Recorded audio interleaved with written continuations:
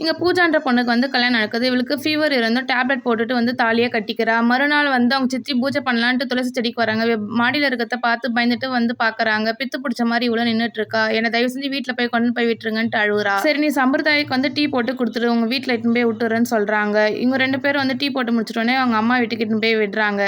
அப்போ பூஜா அவங்க அம்மா கிட்ட வந்து சொல்கிறா, நான் நைட்டு எவ்வளோ வேணான்னு சொல்லி என்னை வற்புறுத்தி தூங்க விடாமல் இப்படி மாதிரி பண்ணுறாருமா அப்படின்னு வந்து சொல்கிறாங்க. கல்யாணத்துக்கு அப்புறம் இதெல்லாம் ரொம்ப சகஜம் தான், நீ தயவு செஞ்சு உங்கள் வீட்டுக்கு போயிடுன்னு வந்து சொல்கிறாங்க. பூஜாவும் எவ்வளோ அழுகுறா, தயவு செஞ்சு என்னை விட்டுருங்கம்மா, நான் போக மாட்டேன்னு வந்து சொல்கிறாங்க. இப்போ நீ போகலாம் நான் ஏதாச்சும் பண்ணுவேன்னு சொல்லிட்டு பிளாக்மெயில் பண்ணி அந்த பொண்ணையும் வந்து வீட்டுக்கு அனுப்பிச்சிடுறாங்க.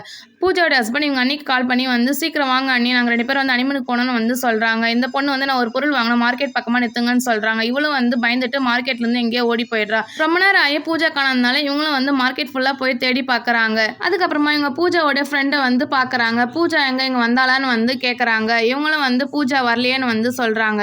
அப்புறம் இந்த லேடி வந்து பூஜாவுக்கு வந்து கால் பண்ணி கேட்குறாங்க, நீ எங்கே இருக்கன்னு வந்து கேட்குறாங்க. அதுக்கு பூஜா நான் பார்க்கில் தான் வந்து இருக்கேன்னு வந்து சொல்லுறாங்க. பூஜாவை ஃப்ரெண்டு கிட்ட நடந்தது எல்லாத்தையும் வந்து சொல்கிறா. புருஷ பொண்டாட்டிக்குள்ளே இப்படிலாம் இருக்கிறது தான் சகஜம்னு சொல்லி அட்வைஸ் பண்ணி அவங்களும் வந்து அனுப்பிச்சு வைக்கிறாங்க. இந்த லேடி அருண் நான் வளர்த்த பையன், அவன் மேலே எனக்கு ரொம்ப நம்பிக்கை இருக்குது, நீ தான் வந்து போய் சொல்கிற, அருண் இப்படி பண்ணுற ஆளே இல்லைன்னு வந்து சொல்கிறாங்க. அதுக்கு பூஜா எனக்கு இந்த வாழ்க்கையே வேணாம், என்னை விட்டுருங்க தயவு செஞ்சுன்னு வந்து எவ்வளோ வந்து கதறி அழுகுறா. அதுக்கப்புறமா எப்படியோ சமாளித்து வீட்டுக்கு கூட்டிட்டு போயிடுறாங்க. அப்புறமா இவங்களுடைய மாமனார் வந்து புருஷ பொண்டாட்டிக்குள்ளே இருக்க சண்டையெல்லாம் 4 செவத்துக்குள்ளே முடிச்சணும்னு சொல்கிறாங்க. குடும்பமே சேர்ந்து இவங்க 2 பேரும் அனிமன் அனுப்பிச்சு வைக்கிறாங்க. ஓகே கைஸ், பார்ட் 2 வேணும்னு நினச்சிங்கன்னா வந்து மறக்காம கமெண்ட் பாக்ஸில் வந்து கமெண்ட் பண்ணிக்கோங்க.